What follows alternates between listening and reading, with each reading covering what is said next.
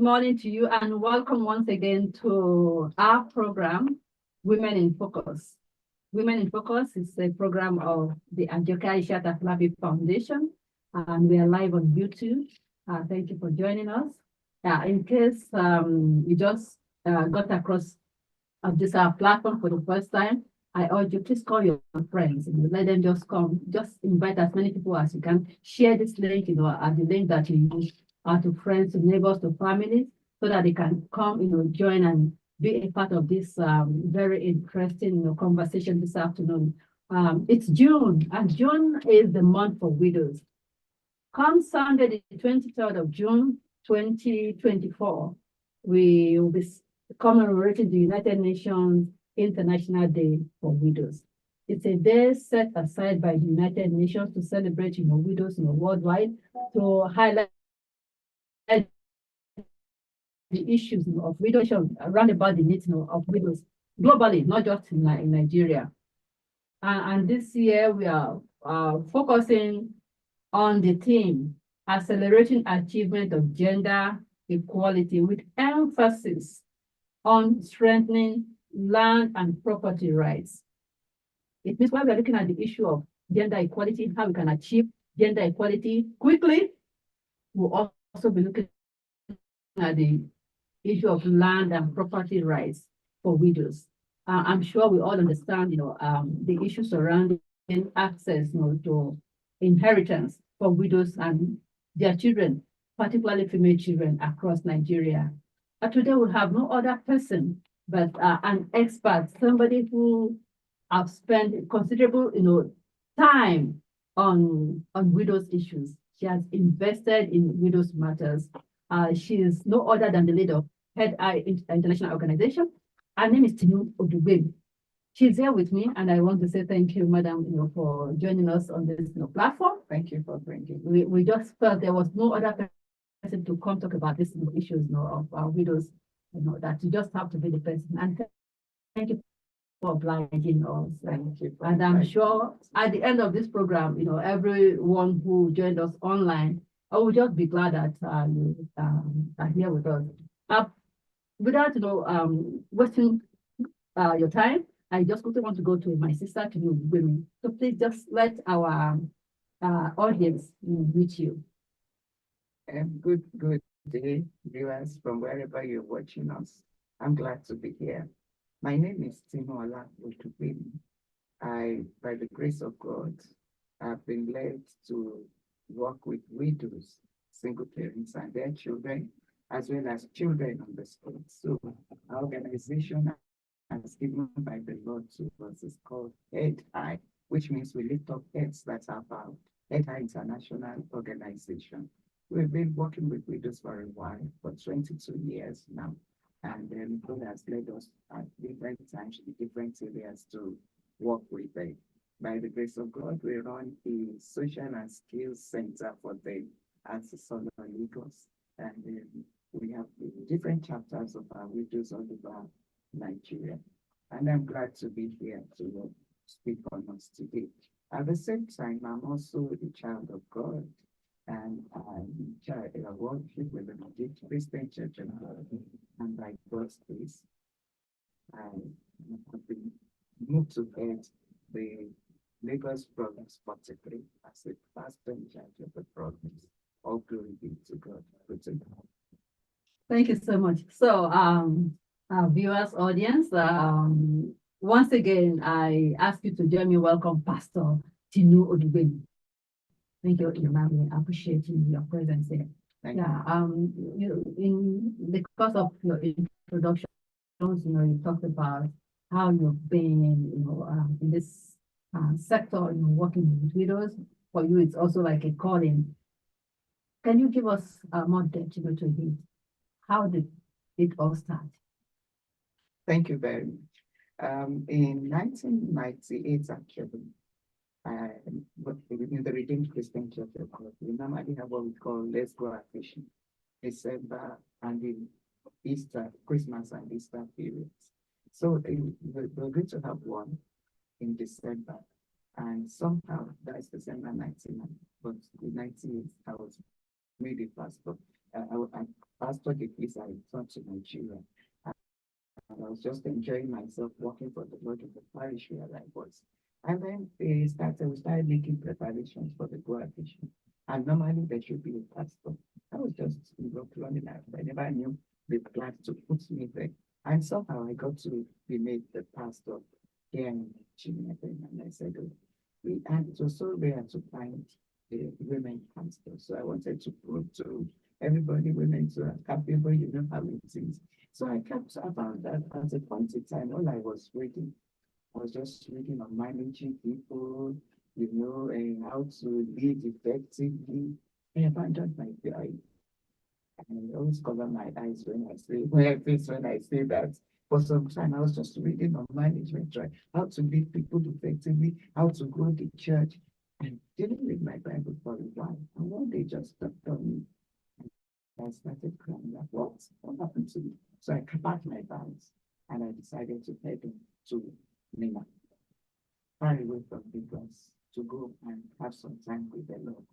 It was when I was so on my way, I made up my mind that I would read 2 books in the Bible, and that's about women, and see if God will speak to me from there. So I decided to read the 2 books named after women, Esther and Ruth. And anyway, I've been very familiar with Esther at that time because people would always say, come and speak on the Esther generation, but nobody would call you to speak on the Ruth generation. So when I started reading this, I suddenly found that this is a book of 3 widows, a tale of 3 widows. And incidentally, I have a book titled that, a tale of 3 widows. And I began to read, I was writing down, taking notes, expecting God to speak to me. And then God began to show me different things about these 3 widows, that they represent 3 categories of widows.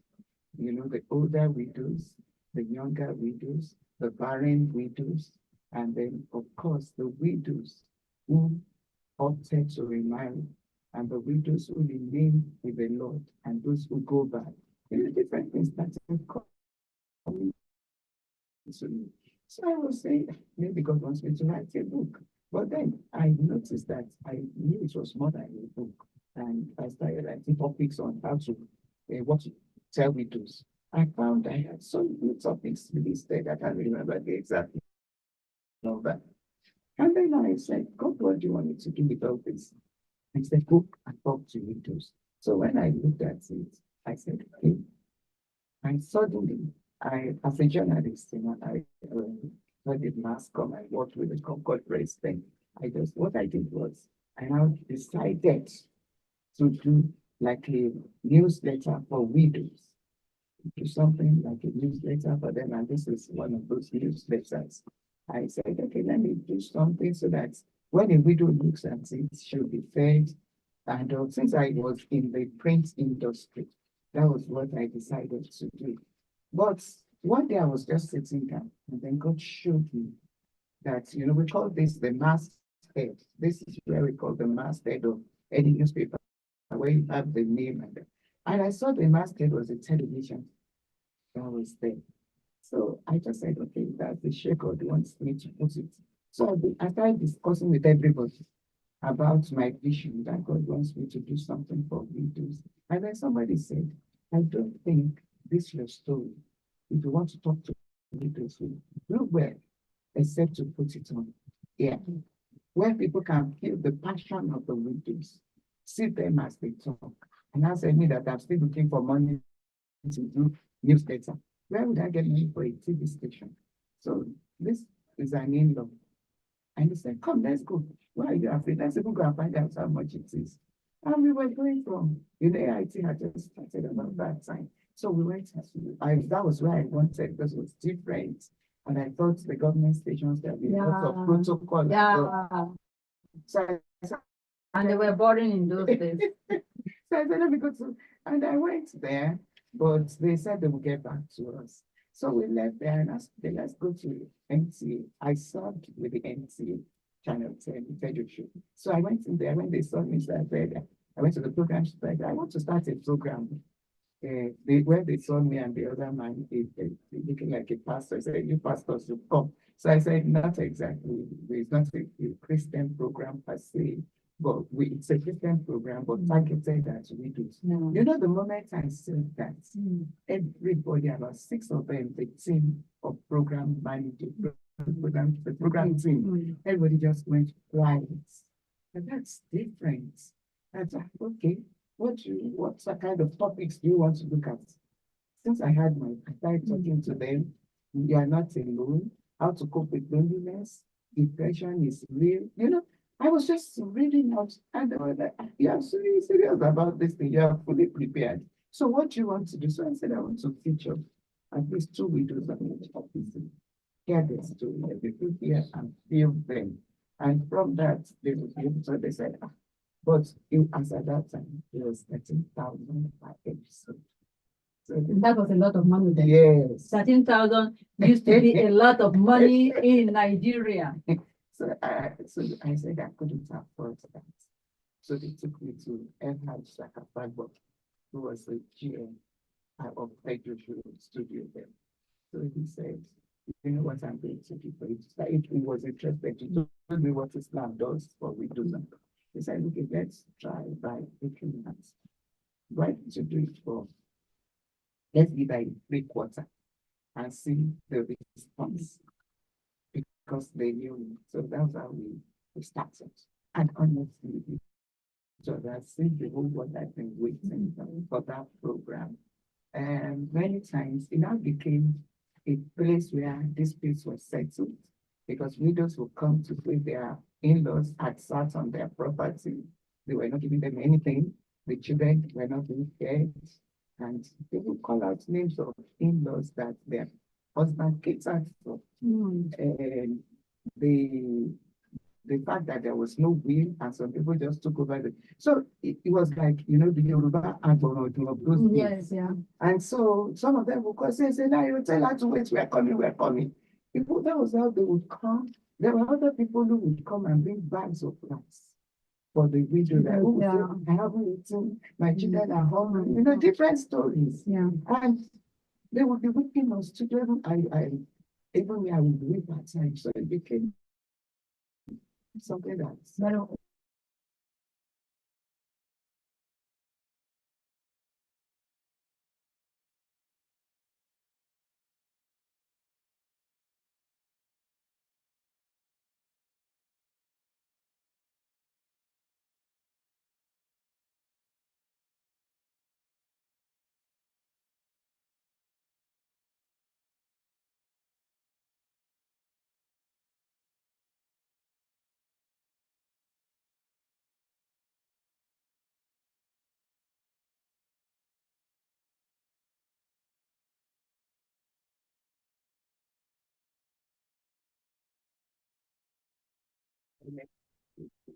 people just assume that I was going to about that time of the day. I went out and said, "Why are you coming here? What can you do?" In fact, my mother and my mother-in-law, both of them, blessed name, called me. I said, "Why are you watching this food? Why? You don't like that." I don't like when you are afraid. Because that would be for me. And you are afraid of losing your children for life, people to be from. And here we still have at 7 years of marriage, no relationship yet. There's nobody there to my friend. Because this God calls you to the factor of things. So it is everybody that has this passion. A widow could start a group for widows and give us a good perspective. I remember there are some people who speak to us. I don't care about the maybe some of them have been married or whatever. Okay, there were widows who, yes. Most of the people that I have found working with widows are widows. They are widows for very rare find people like me, except because calls me for the fear of the living people that people want to do what we are doing. But just one time, they have to be a widow to practice. Yeah, I think I'm sure our audience knows that you do not have to be a widow, to set up the widows or manage the widows in organization. And this is about empathy. We had that when said that there were widows who started, organizations for widows, but somehow those organizations had to figure out. I think it's about empathy. It's about you recognizing the challenges other people face and willing to do something to respond to those issues. And sometimes our experiences, maybe not directly but indirectly, that people who live in community and widows suffering, children, you have a family member who was widowed and you saw how that affected you, just want to act. So setting up an organization is about empathy, it's about willing to act. So it's very, very important that we get that clearly. So wherever you are, you may not even set up an organization. You can also support organizations like us, that want to do something for widows. You heard, she will go on there, you see people who will come in, calling to Facebook, something, calling to buy food or do some other to pay rent. Yes, because Ojeka is a collaborative foundation, for instance, we are an organization that focus on the empowerment of children. And yes, I share that experience. Sometimes I'll be invited for like an interview on television, and maybe I'll go with one or two widows. And afterwards, we receive calls. Somebody say, "Okay, that woman said this pro, I want to help out, or I want to help with our friends. I want to give her money." So we have such experiences. Uh, in essence, you don't even have to have an organization. You don't need to set up an organization to help resolve any issues that is dealing with your community. So that takes me back to something that you said about how we do become sharing different stories. I'm sure there could be one or two stories that resonate with you that also demonstrate some of the issues that we are even discussing with the team of this year. We're talking about gender equality, talking about environment, talking about property and land rights. Maybe just want to share one or two stories that did that resonate with you on the challenges that we will encounter in the Nigerian society. That's true that the draft of women, okay, with the draft of the women are doing not mention the conversation of management. Gender and science, we're going to the company for she was having the draft of the question and the one. And the woman that do that and go to the street, she was like, they used to come.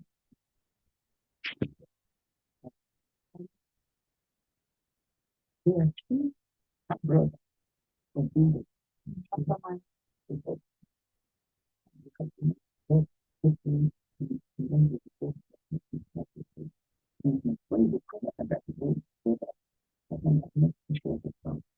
I was still working on comfort. They discovered they were people. Maybe brain and all that. Why because I'm More especially managing from my class from that was working for society and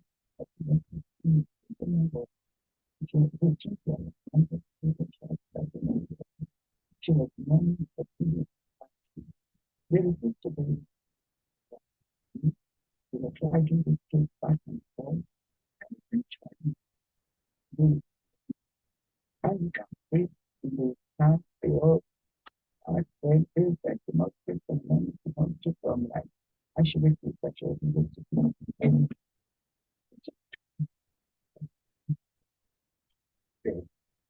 what the special stuff and then she was five minutes talking about the I picture them from the program. And she showed me the kind of I saw through by the kind of structure, the kind of things that is happening. When men don't sit there for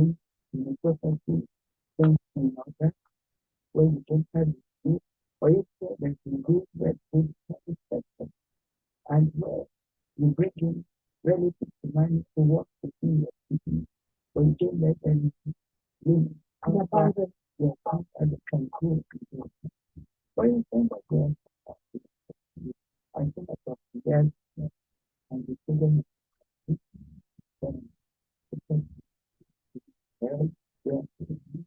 I think really looking for worship for worship was the what is worship.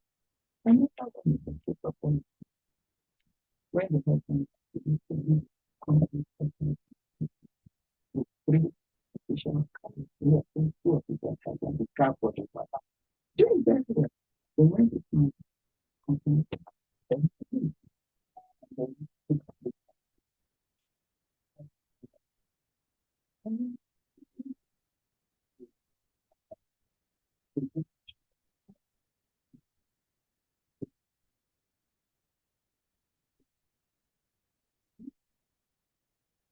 for the fact that you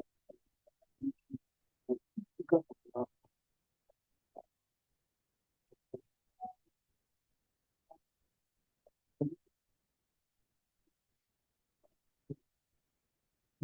me and then and the companies that I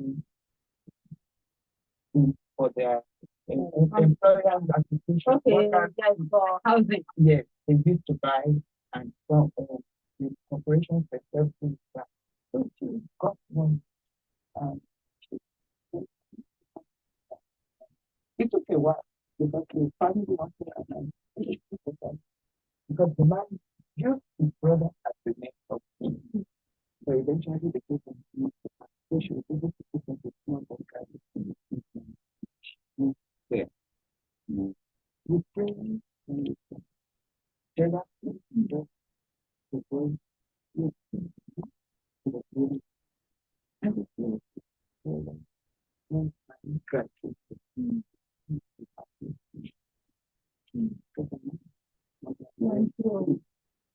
this is never this is what I got to this is what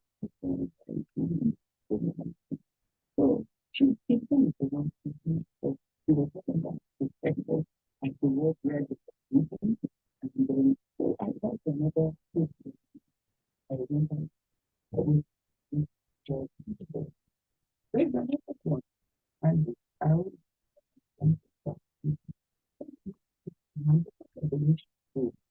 and what the picture that so instead she was there. Then for the decided she was going to she didn't know the she married and then she kept on for that time she couldn't tell anything. So sometimes we just we have what we call a lawyer now. We have the case of everyone the statement or that. So we call them because that's always we don't want to go good. We think them we pray to the how I just thought like this. Let me call her adoption like that.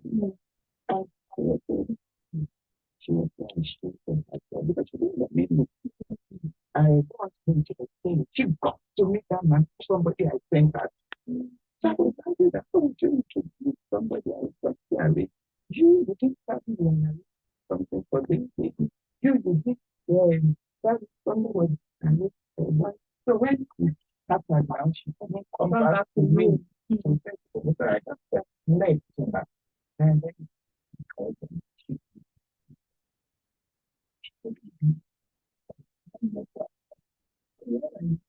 She started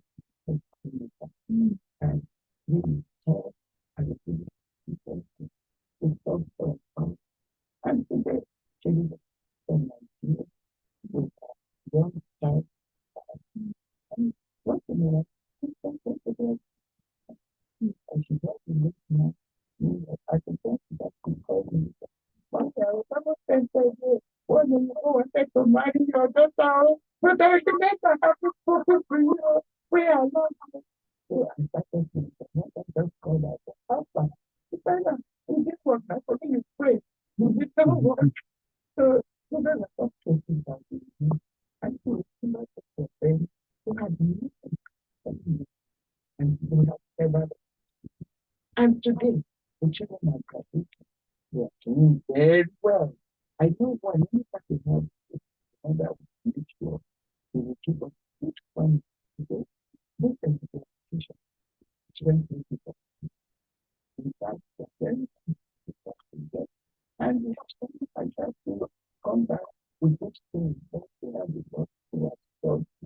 But one thing I have noticed is that they have students and it's easy to settle their speech.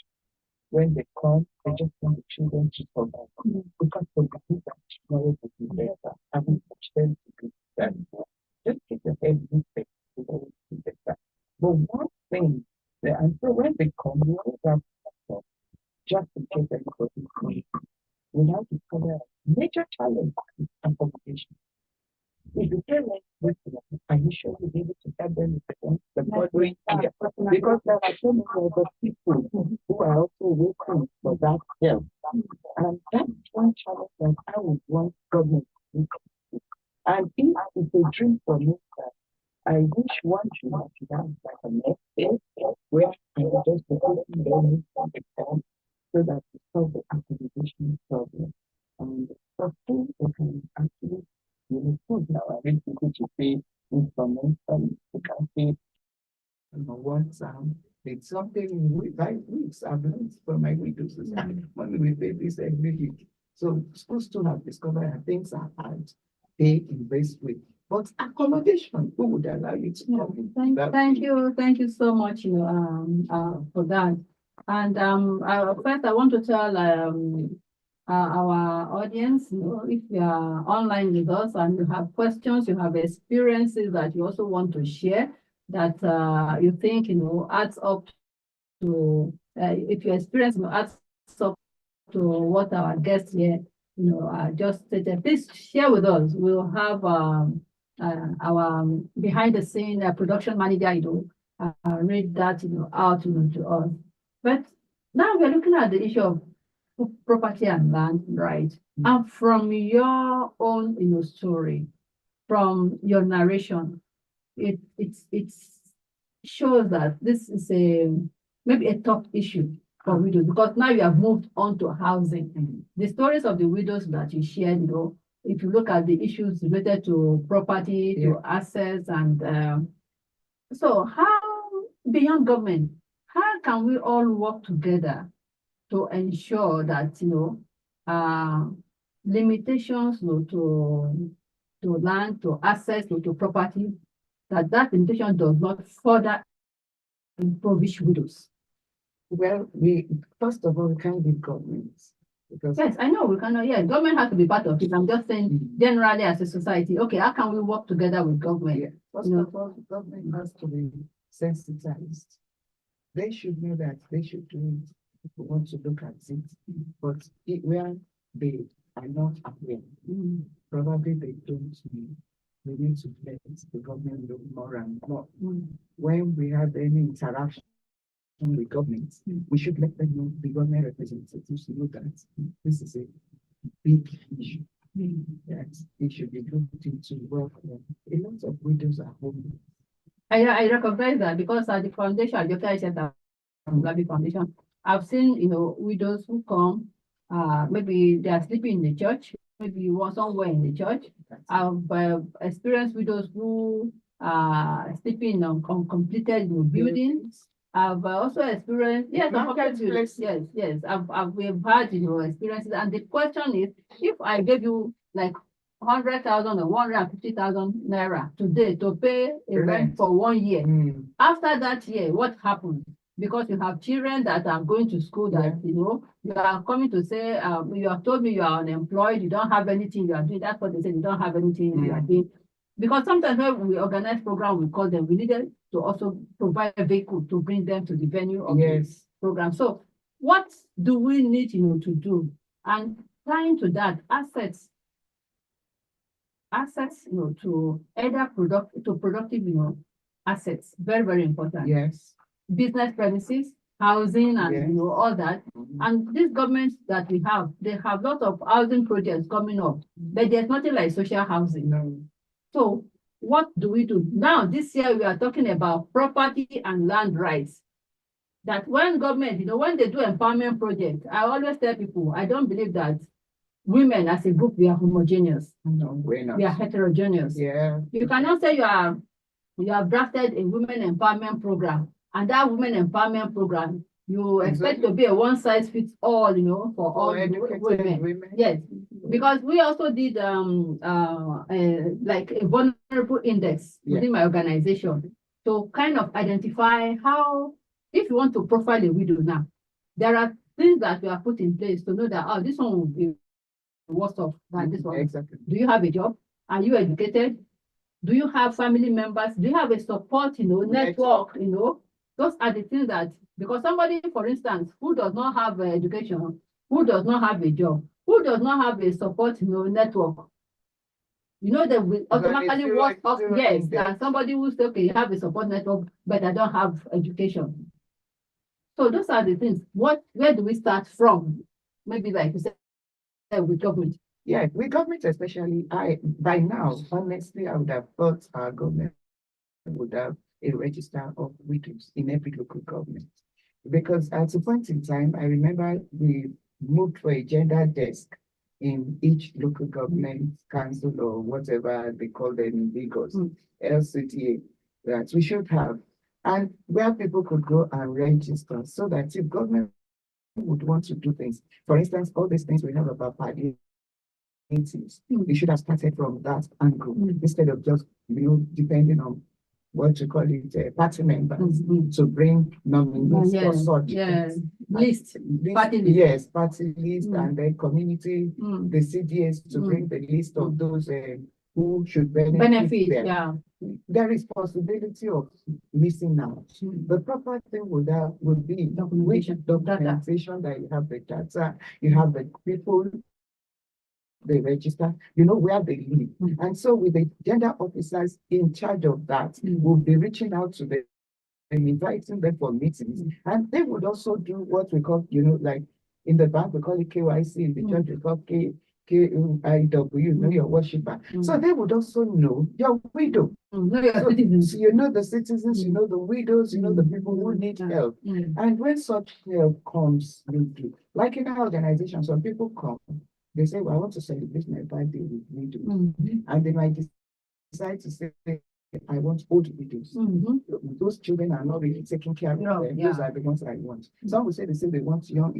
And immediately they ask, they are shocked when we're able to tell them, okay, we have these categories, and we start giving names. You give them, like somebody wanted 100 widows in his church one day. And we're able to say, we'll move for us to save money because we need to give them transport. Let's give you those around your church.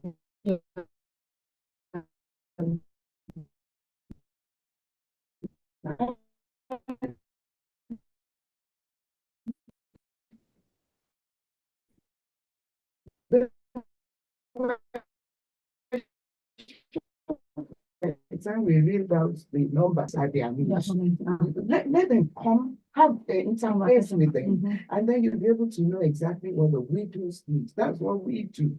We ask them, what do you want us to do for International Day for Widows? They know we want to talk grammar, but they will tell you, mommy, apart from grammar, we want this as well. So if we want you to look in this area for us. There was a year they said they wanted to go for picnic. You just want to let out.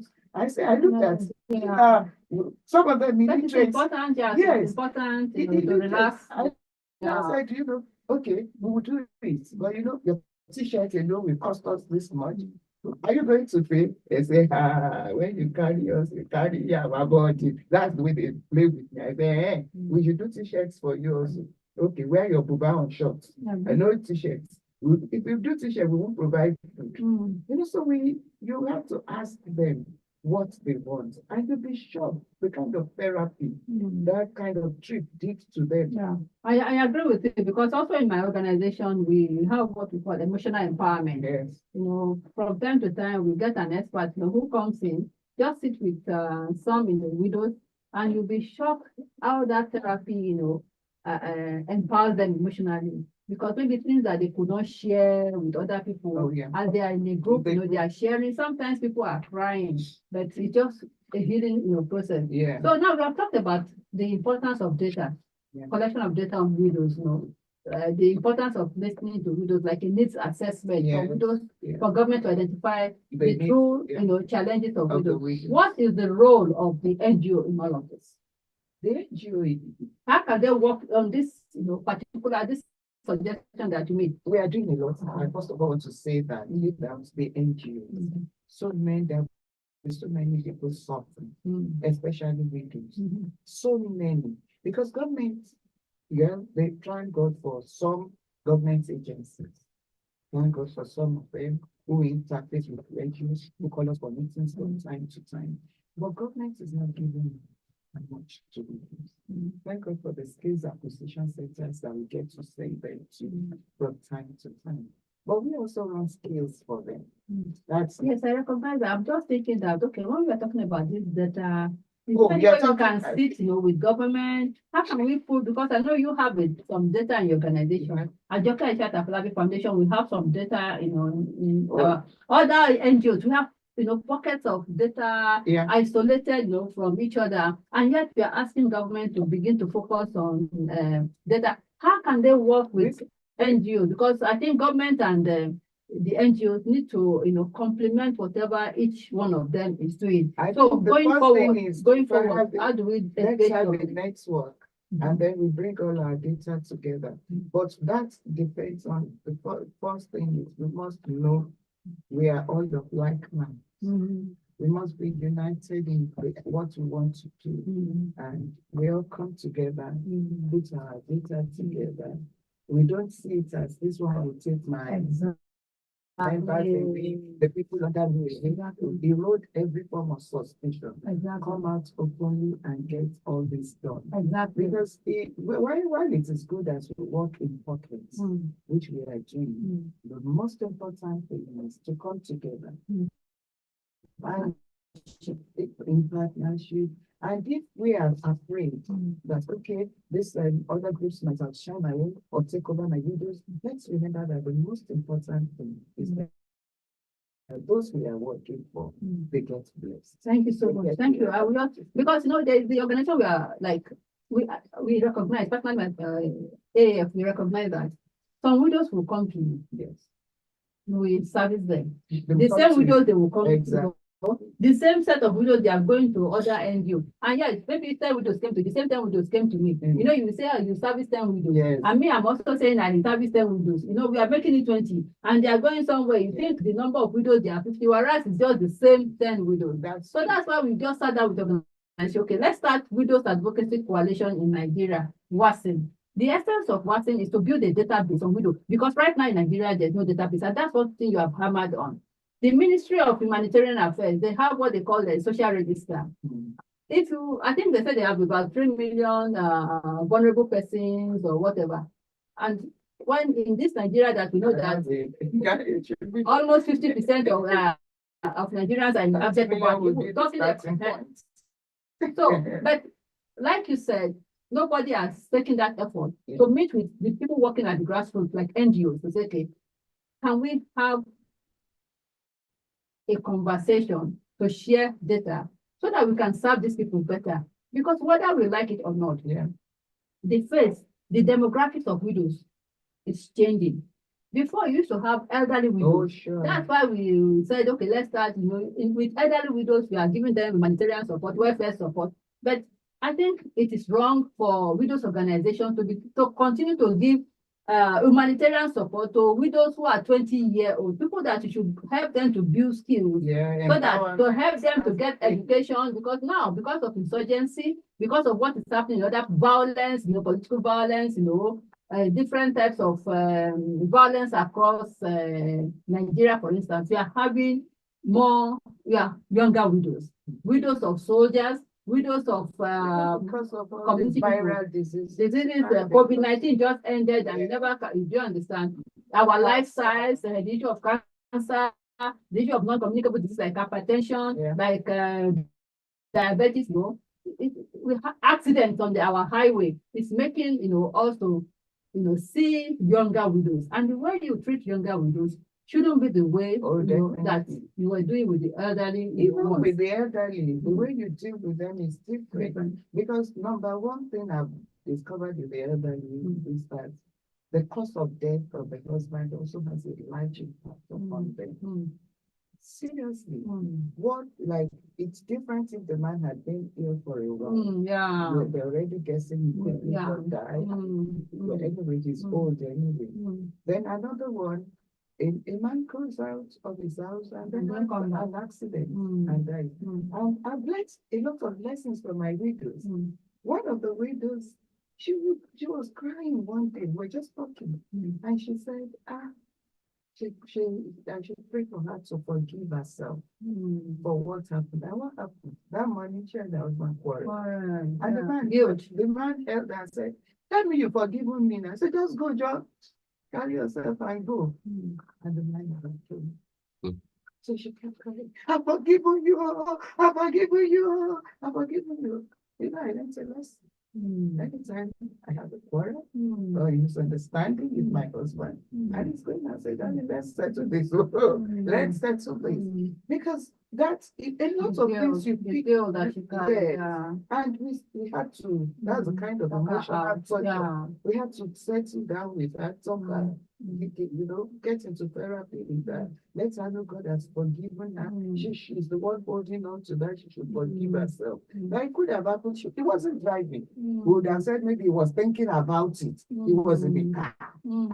The car had an accident. So you don't know what God allowed to happen. So that's the way it is. Yeah, another thing that I actually want to ask, because we talk about single parents. You know, sometimes when people talk about widowhood, we tend to just have this straight, jacketed idea that somebody who lost their husband. And I think it's important that we begin to die more. Yes, physically no more. There are even women that they don't even know if their husbands are dead or alive. Like several men that have been kidnapped, that they don't get to come home. So for the wife, they don't, there's no missing persons, and people who, for instance, just got, could have gotten a child from just a one-night stand that the man has declined, paternity for the child. So how do you, navigate the integration? We work with the single parents. We identify the fact that they are not widows. They know that. When they come to us, they are also part of our skills and programs that we run. They come to the social center, we call it social and skills center. So we have different days. Monday to, just for them not to be lonely. So you can just walk in the Monday group people, they walk in, they can take water, take biscuits, whatever on that day with their baby. If they don't have anything, they bring their own things, they sit down. They also they just don't feel lonely. They chat among themselves and they go. So we have some single parents who come in among them. When we have programs for widows, they to show up, we identify, we give them because we just give them some of the packages. But some of them would not come for widows programs. They say, "I'm not a widow because I don't want my children to lose their father. I don't want to be tagged to widow." So some stay away. But they just come like socialize. When we have skills training, they part of it, but they know they are not with it. But the thing about those ones is the fact that when we talk about reconciliation, some of them will actually say, "Well, if you can step in for us, we will not mind." And some would say, "We have tried in the past. We don't think it's going to work anymore. We don't want that to work anymore." And the chapter is to encourage them with the word of God and to pray with them. And so when we have functions, we are attending to see the fathers there. We try to find out how you doing. We haven't seen you. This is our organization. Your wife is a member. Maybe one of the things you can do at least. Are you searching sure of the fact that they're interested in coming back? They're interested in coming back. It now depends on the women. Because we have also had cases of husbands who came back. Yes, and we have those who came back and affected the lives of some other things. Okay, well, I'm sure you have so much more to say than we have asked today. I would really have asked you what you think, how you think even government can manage the issue of single parents and what widows or widows of missing persons, maybe spouses of missing persons, don't let me call them, yeah. Yeah, because some people say there's what they call psychological widows.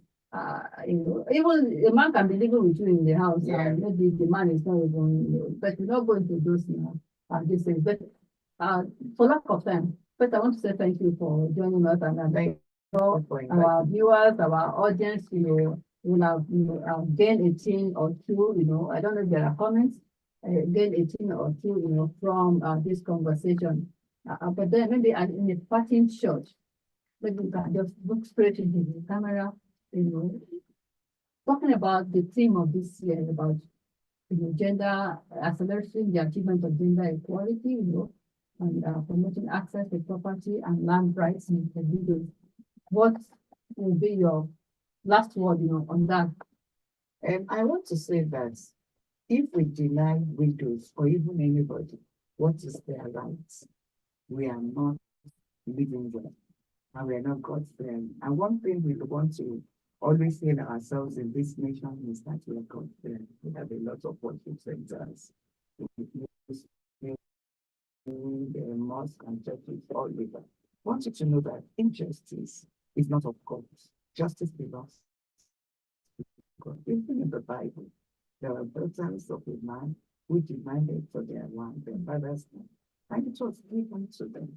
And so I want to appeal that what is good for the man is also good for the woman, especially concerning life matters. Where in communities we still believe that only the sons can inherit lands or should buy lands, we need to have a change of mind. And we pray that those who work in those communities among our CSOs, society officers will be able to at least reach out to them to say, please, this is the proper thing to do. God loves justice, and we believe in a just world, things will be easier and better for us. And government should do something about this as well. Why we've been talking about foundation for women in appointment to positions, government should uphold this. The same thing, government should make it easy for women to own property. Even though most of the time it's the men who apply, if government stipulates that we are going to reserve a particular portion to women, we will see that women, and especially women who need them, women who may not be able to afford, then we can find that the government will be helping our widows and other women in several ways. I want to thank those who have been working with widows and helping widows to please continue. Landlords, be patient when they all need money, and don't use that to exploit them. And pastors, be sensitive to the needs of widows, and neighbors, look out for the widows around you. God loves widows, and He helps those who help these widows, because He's the Father of the fatherless, and He's the husband of the widows. Thank you very much. Well, thank you so much, Pastor Tinuola, the CEO Ed High International Organization. We're just so grateful to have you here. Like she said, government needs to be more inclusive when it comes to housing. Housing should be for all. Let's leave no one behind.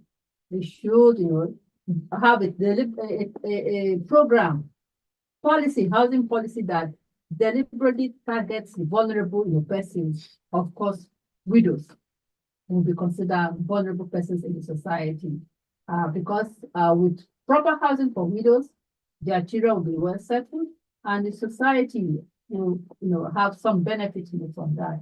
Once again, thank you. There will be less crime. Oh, there will be less crime. I agree. There will be less crime. So for us to have a safe society, safe community, let's also provide safe space for widows. Thank you so much, everyone, for joining us, and to everyone working behind the camera, to Nifemi, my Geo. I just want to say thank you, and thank you for joining us, our online participants. Please keep on sharing. Just share this link to other people in case they missed the time. They can always in case they miss it, they can always come back to it. We are on YouTube, Joka Isha Tafulabi Foundation. Please join us, and we look forward to seeing you subsequently. Thank you.